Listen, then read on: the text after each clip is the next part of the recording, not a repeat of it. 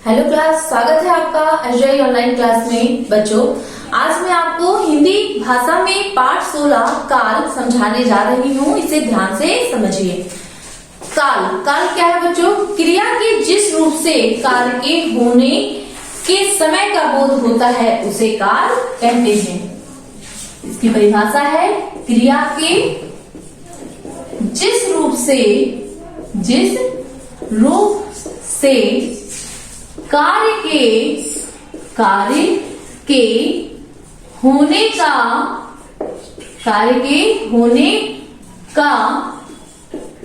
या करने के समय का बोध होता है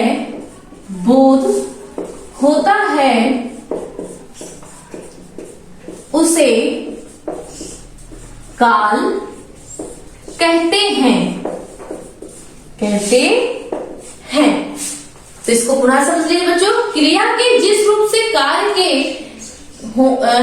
होने का या करने के समय का बोध होता है उसे क्या कहते हैं? काल कहते हैं। काल कितने प्रकार के होते हैं? 3 प्रकार के होते हैं। कौन कौन से? काल के भेद। इसके बाद अब आप पढ़ेंगे काल के भेद। काल के बच्चों कितने भेद होते हैं? 3 भेद होते हैं। यहां पर आप काल लिखेंगे, ठीक है। और काल के भेद कितने हुए? 3 भेद हैं। सबसे पहला जो भेद है इसमें वर्तमान काल। सबसे पहला है वर्तमान काल। इसके बाद बच्चों दूसरा है भूतकाल।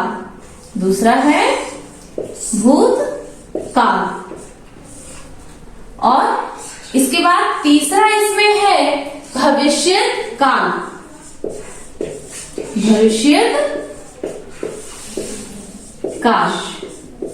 अब ये तो काल हो गए बच्चों। इसकी पहचान कैसे होती है? पहचान का देख लीजिए।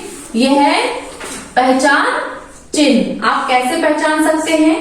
सबसे पहले आप वर्तमान काल में देखें। वर्तमान काल के जो शब्द में हम कैसे पहचानते हैं, उसमें था वर्तमान काल में आपका आएगा है, हूं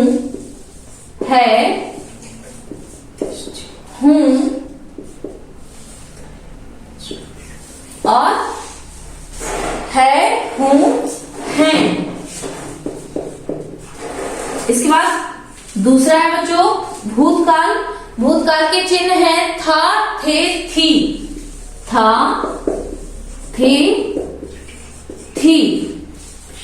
इसके बाद आपका तीसरा काल है भविष्यत काल। भविष्यत काल में होगा गा, गे, घी।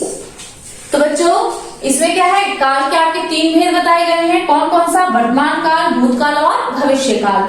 वर्तमान काल की जो पहचान के शब्द हैं या जो आपके अक्षर हैं वो कौन कौन से? है, हूं, हैं। ये वर्तमान काल व्यक्त करते हैं। इसके बाद भूतकाल था, थे, थी। इसके बाद भविष्य काल में गा, गे, गी। तो ये तो काल आपके भेद हो गए। अब इसके अंतर्गत समझ लीजिए बच्चों। सबसे पहले आप समझेंगे कि किस प्रकार से वर्तमान काल के भी और भेद हैं। वर्तमान काल, इसे समझिए। आज होली का त्योहार है, ठीक, चिन्ह आया आपका है। हम एक दूसरे पर रंग डाल रहे हैं आपका ये वाला चिन्ह आया। हम खूब मस्ती कर रहे हैं। हम सब आपस में गले मिल रहे हैं। माता जी गुजिया बना रही हैं। तो उपयुक्त वाक्य में है, डाल रहे हैं, बना रही हैं, इनमें वर्तमान काल है। क्रिया के जिस रूप से क्रिया के होने का समय का बोध होता है इसे हम क्या कहते हैं? वर्तमान काल कहते हैं, क्योंकि वह वर्तमान काल में क्रिया हो रही है। बच्चों वर्तमान काल के भी आप 3 भेद हैं। सामान्य वर्तमान काल, दूसरा अपूर्ण वर्तमान काल और तीसरा संदिग्ध वर्तमान काल। सबसे पहले है सामान्य वर्तमान काल। इसको समझिए।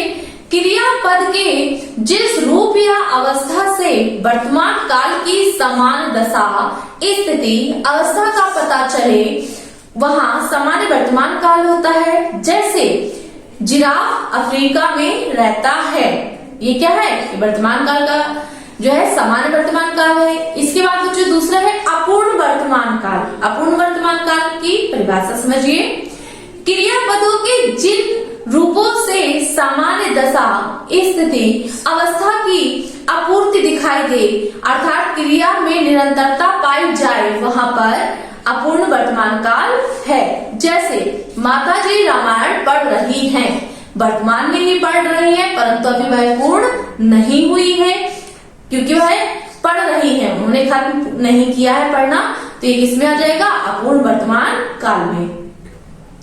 इसके बाद है बच्चों तीसरा संदिग्ध वर्तमान काल। तो संदिग्ध वर्तमान काल में क्या है कि क्रियापदों के जिस रूप से वर्तमान काल का बोध होता है उसे क्या कहते हैं? संदेह की क्रिया के जिन पदों से जिन रूपों का वर्तमान समय का बोध हो किंतु संदेह की भावना प्रकट हो, वहां पर संदिग्ध वर्तमान काल होता है। जैसे वह सफर की तैयारी कर रहा होगा, वह सफर की तैयारी कर रहा होगा, क्योंकि उसे क्लियर नहीं है कर चुका है कि नहीं, तो यहाँ पर संदिग्ध वर्तमान काल होगा। इसके बाद है बच्चों भूतकाल। भूतकाल को समझिए। इसकी परिभाषा है क्रिया के जिस रूप से काम के बीत चुके समय के पूरा होने का पता चलता है उसे भूतकाल कहते हैं। भूतकाल के भी 6 भेद हैं। कौन कौन से हैं भूतकाल के 6 भेद? पहला सामान्य भूतकाल, दूसरा आसन्न भूतकाल, तीसरा अपूर्ण भूतकाल, चौथा पूर्ण भूतकाल, पांचवा संदिग्ध भूतकाल और छठवां हेतु हेतुमद भूतकाल। तो बच्चों पहले है सामान्य भूतकाल। भूतकाल क्रियापदों की जिस अवस्था से सामान्य से बीती हुई घटना का बोध हो उसे सामान्य भूतकाल कहते हैं। जैसे दिव्या ने कहानी पढ़ी। सेकंड है आसन्न भूतकाल। इसमें क्या है बच्चों? भूतकाल में घटी वह क्रिया जो अभी अभी संपन्न हुई हो उसे आसन्न भूतकाल कहते हैं। जैसे मच्छर ने साक्षी को काटा है, मच्छर ने साक्षी को काटा है, क्योंकि काट के मच्छर उड़ चुका है, तो वो क्या हो जाएगा? आसन्न भूतकाल। इसके बाद तीसरा है पूर्ण भूतकाल। क्रिया के जिन शब्दों से कार्य के पूर्ण हो चुकने का बोध हो उसे पूर्ण भूतकाल कहते हैं। जैसे गाड़ी छूट चुकी थी, गाड़ी छूट चुकी थी, इसमें क्या हो जाएगा? पूर्ण भूतकाल है। इसके बाद चौथा है अपूर्ण भूतकाल।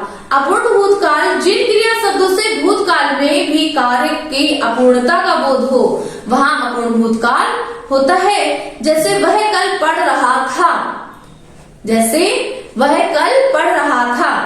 इसके बाद बच्चों संदिग्ध भूतकाल है।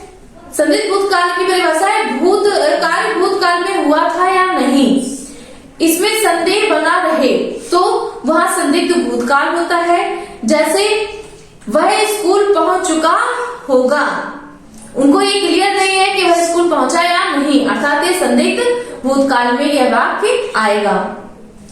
इसके बाद है बच्चों हेतु हेतुमद भूतकाल। इसमें क्रिया का वह रूप जिससे घटना तो भूतकालीन है किंतु होना न होना दूसरा क्रिया से जुड़ा हुआ होता है उसे हेतु हेतुमद भूतकाल कहते हैं। जैसे बाढ़ न आती तो फसल अच्छी होती, बाढ़ न आती तो फसल अच्छी होती। तो ये हो गया आपका हेतु हेतुमद भूतकाल। इसके बाद बच्चों तीसरा है भविष्यत काल। इसको समझ लीजिए। इसके भी 3 भेद हैं। कौन कौन से? संभाव्य भविष्य, समान भविष्य, हेतु हेतुमद भविष्य। तो सबसे पहले पढ़ते हैं संभाव्य भविष्य। भविष्य काल की क्रिया से कार्य के होने या संभावना का बोध हो उसे संभाव्य भविष्य काल कहते हैं। जैसे अचिंत्य क्रिकेट खेल रहा होगा, वह कैसा भविष्य के लिए कल्पना कर रहे हैं कि अचिंत्य क्रिकेट खेल रहा होगा। दूसरा है समान भविष्य, जिन क्रियापदों से भविष्य में होने वाले कार्य का बोध हो। जैसे मैं दिल्ली नहीं जाऊंगा, मैं दिल्ली नहीं जाऊंगा, ये समान भविष्य काल में वाक्य आएगा। इसके बाद तीसरा है हेतु हेतुमत भविष्य काल। तो इसकी परिभाषा बच्चों, जिन क्रियापदों से क्रिया सतत हो, अर्थात यदि पहली क्रिया हो रही हो तो दूसरी क्रिया होगी, यदि पहली क्रिया हो रही है तो दूसरी क्रिया होगी। जैसे यदि वह पढ़ेगा तो अवश्य ही सफल होगा, अर्थात प्रथम क्रिया से दूसरी क्रिया का जुड़ा हुआ होना हेतु हेतुमत भविष्य काल कहलाता है। तो बच्चों इस प्रकार से आपके काल नामक चैप्टर पूरा होता है। आशा करती हूँ आपको काल की परिभाषा व काल के भेद व भेदों के अंतर्गत जो उनके भेद हैं वह समझ में आ गए होंगे। तो बच्चों आज के लिए इतना काफी है। आपका दिन मंगलमय हो।